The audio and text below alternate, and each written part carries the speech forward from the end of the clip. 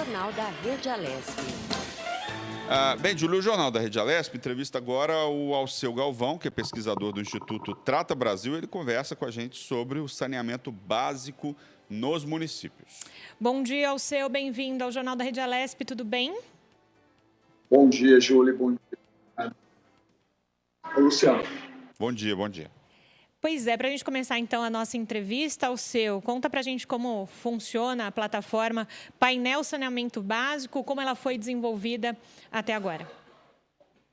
Não, ela foi desenvolvida para agregar aos principais indicadores e informações do setor de saneamento básico.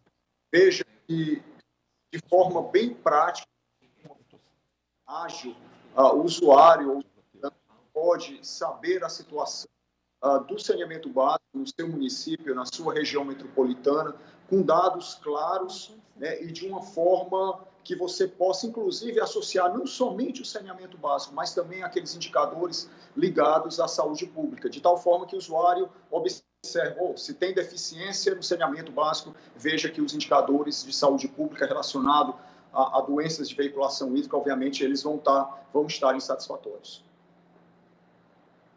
Você sobre o marco do saneamento básico, né, que foi recentemente aprovado.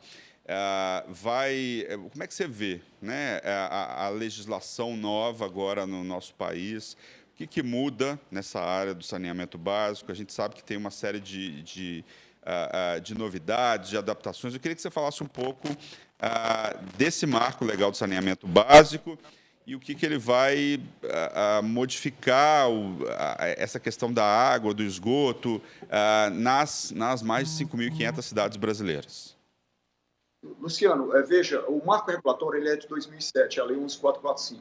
A lei que nós tivemos agora, a 14.026, que foi aprovada e sancionada, ela trouxe um conjunto tão enorme de alterações, ela modificou a 11.445, ela modificou a Política Nacional de Resíduos Sólidos, ela modificou o Estatuto da Metrópole, ela modificou a Lei de Consórcios, que nós estamos denominando de um novo marco regulatório em função das profundas alterações. Basicamente, ela trata de duas grandes alterações. A primeira acaba com a figura do contrato de programa. Por exemplo, a Sabesp em São Paulo, a Copasa em Minas, a Cagesse no Ceará, essas empresas firmavam contratos com os municípios sem a necessidade de um processo licitatório. Então, essa figura do contrato de programa ela acaba sendo extinta e, a partir de agora, tudo é licitação. Ou o município presta diretamente por meio dos seus SAAs, ou então ele licita, digamos, a concessão. E dentro desse ambiente, dessas novas alterações contratuais, o que nós podemos destacar é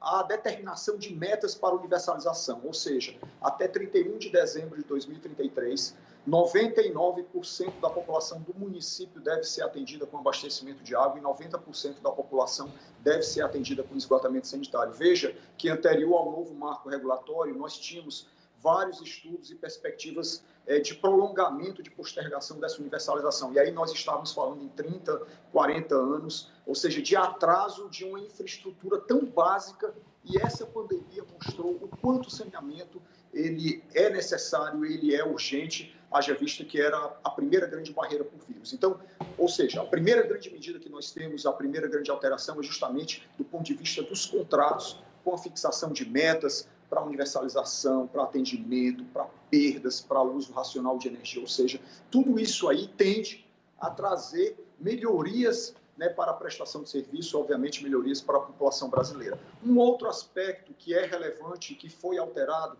é a questão regulatória. Houve a introdução da ANA, que é a Agência Nacional de Águas, e que agora passa a ser Agência Nacional de Águas e de Saneamento Básico, ou seja, ela entra como uma função de supervisão das agências reguladoras do Brasil, ou seja, as agências paulistas, no caso a Arcesp, a agência estadual, ou então a agência reguladora da bacia do PCJ, a Ares PCJ e outras demais agências do Estado de São Paulo, terão que seguir as normas de referência da ANA. A ANA vai editar um conjunto de normas de referência da ANA, de tal forma que aqueles operadores, municípios, governos que não obedecerem, digamos, que não atenderem essas normas de referência, né, os seus municípios, estados e prestadores não terão acesso a recursos da União, independente de ser oneroso ou não. Então, é fundamental, né, essa introdução da ANA, haja vista que até mesmo hoje no Brasil nós temos cerca de 2.000 municípios que não têm agências reguladoras, que não têm regulação. Então, há uma expectativa de que a introdução da ANA, como essa supervisora nacional e emanadora de normas de referência, ela venha trazer melhorias na qualidade da regulação infranacional do Brasil, venha trazer a universalização da regulação, que é outro elemento fundamental para que nós tenhamos segurança jurídica nos contratos, o acompanhamento dessas metas de universalização, e também ela vem trazer elementos de incentivo à governança regulatória.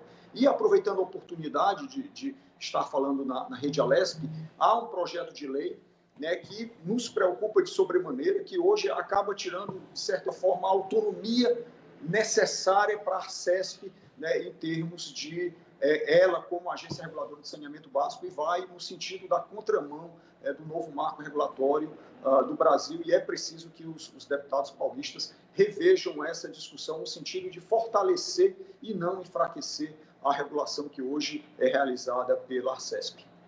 E hoje, Alceu, como é que ficou essa questão, então, do saneamento básico nesse momento de pandemia? A gente sabe que muitas coisas aconteceram nesses últimos meses. Nesse sentido do saneamento, de tudo que você tem falado até agora, como está nesse momento?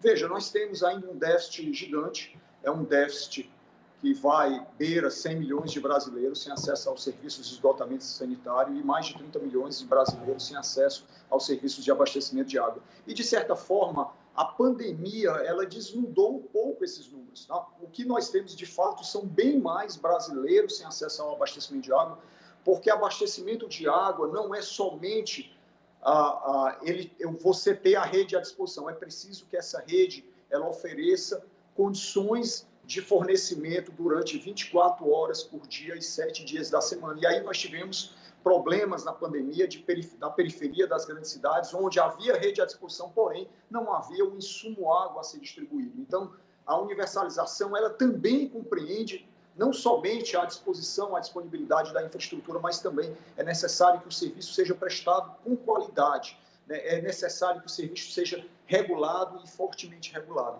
E essa pandemia, a nossa expectativa que, aliada ao novo marco regulatório, ela traga incentivos e instrumentos para que, de fato, nós possamos alcançar a universalização. Veja que em um passado recente nós tivemos uma lição que a sociedade brasileira não aprendeu, que foi a lição do mosquito Aedes aegypti.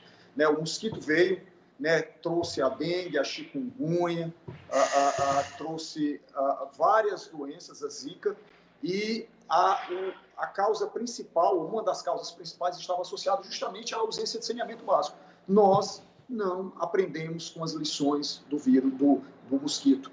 Quer dizer, e agora eu espero que a nossa expectativa é que a sociedade, aliada com esse momento conjuntural da introdução do novo marco regulatório, nós possamos aprender e elevar a um status, né, maior o setor de saneamento básico. E é importante que a população, nesse momento, no momento eleitoral, no momento de discussão, que coloque junto a todos os candidatos, independente dos partidos, que coloque o saneamento básico na agenda política. Esses próximos 4 anos serão fundamentais, né, para que nós possamos pôr em prática, efetivamente pôr em prática o novo marco regulatório, essas metas, há prazos, inclusive, para repactuação dos contratos, né, para que eles tenham essas metas de 2033 como horizonte e, de fato, nós possamos alcançar a universalização.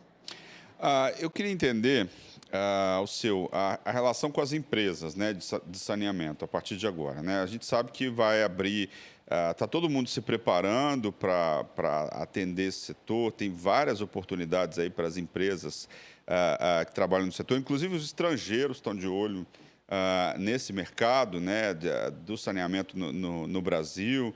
O que o consumidor, o que as cidades vão poder exigir das empresas? O que muda nessa relação com as empresas fornecedoras de água potável, que tratam esgoto? Como é que fica isso sob a luz do novo marco regulatório? Vejam, a grande alteração é a melhoria na qualidade dos contratos de prestação de serviço. Esses contratos precisam ter metas claras. E aí eu vou dar alguns exemplos. por exemplo, a questão das áreas irregulares. Né? De certa forma, na hora que os contratos são elaborados, as áreas irregulares não estavam, digamos, acobertadas dentro desses contratos. E a lei traz previsões para metodologias alternativas. Da mesma forma, não havia metas claras em relação a um conjunto de elementos que são importantes. Por exemplo, a questão da intermitência, a falta de água. Então, a nossa expectativa é que contratos melhores pactuados, e veja, e aí eu não estou falando de público-privado, eu estou falando independente da modalidade de prestação de serviço, seja ele público, seja privado, né? Esses contratos eles têm que ter metas claras para que os usuários dos serviços, de fato, sejam bem atendidos e os serviços estejam universalizados. Daí a importância, novamente, das agências reguladoras, né, para que são elas que são responsáveis para esse monitoramento e, de fato, como você colocou inicialmente, Luciano, irá trazer uma oportunidade de novos negócios. Já estão ocorrendo algumas licitações, né, as primeiras licitações agora em Alagoas, tivemos também licitações no Ceará, houve... No Rio também está com licitação, né? No Rio, a SEDAI, né? Então, a nossa expectativa é que a concorrência ela possa trazer incentivos, inclusive, para a melhoria dos prestadores públicos.